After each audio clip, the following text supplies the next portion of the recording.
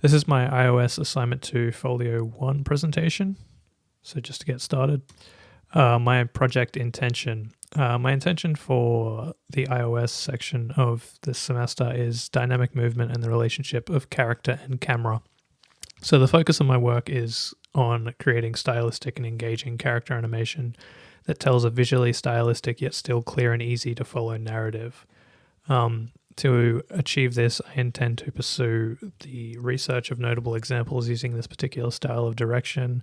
That can be either Western or Eastern animation, or both in this case most of the time. Live action film, video games, graphic novels, manga, just anything with dynamic movement and the character and the camera having that kind of symbiotic tactical relationship.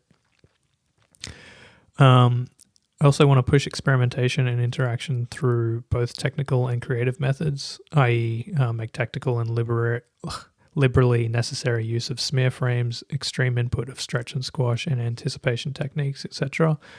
Most importantly, I want to prioritize the camera and its relationship with the characters. How can the camera better serve the dynamic movement and composition of the scenes? How can speed and camera pans or zooms help to translate the feel of momentum, weight, and impact? How can the camera be better served in helping to sell the visual narrative of the movement and even our characters' personalities? So moving on, how does this relate to my Studio 3 project? So my Studio 3 project is basically a homage of sorts to late 80s and early 90s anime. The reason I chose this is I felt this era was a suitable thematic fit for robust and dynamic creative approaches to visual storytelling. The environments and these characters kind of lend themselves to this style of animation, and I just felt like it would enforce the narrative and strengthen the overall visual storytelling to go down this path. My goal in the project is to focus on creating eye-catching animations with a high degree of difficulty that would be suitable for showreel and folio display. So basically the production cycle for IOL this semester in relation to the Studio 3 project and how it can better assist my overall project is to present this work, garner feedback from both my peers and individual consultations, iterate and experiment on that work, and basically repeat the cycle.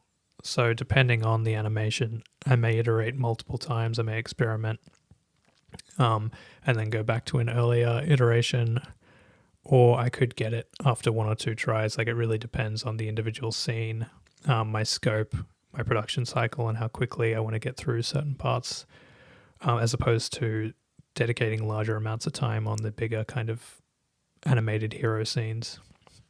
The intention of all this and the work cycle in general is to push the emphasis of my animation goals and present increasingly interesting work by process of continual iteration with time that I may not have been able to be afforded in Studio 3 alone.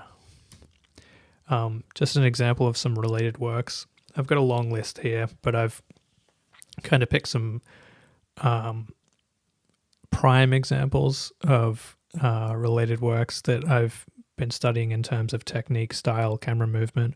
So we've got a scene from Fully Cooley on the left with a lot of interesting pans and zooms, kind of following the characters' action as they progress with the background, and the camera on that spin, just little flourishes like that really add to the sense of scale and drama. The example on the right of Ryoko from Kill la Kill is kind of the classic anime styling of a zoom in on the stretched kind of smear limb to really like give that sense of force and momentum and just to keep the visual interesting. On the left, I've got a Western example, the famous Tarzan tree surfing scene, just the way the camera is following that character's movements and just adding to the immersion of that shot, really capturing and keeping the audience's attention. Just that kind of stuff I think is really important for the kind of storytelling I'm attempting to capture in my project. And on the right is just a really example of the brief mention of capturing the character's personality and weight and movement with the camera. So we see this close-up of our character Oscar in her cockpit, and we kind of feel both her emotion but also the weight of the huge machine she's in. So even though the camera is subtle, without it.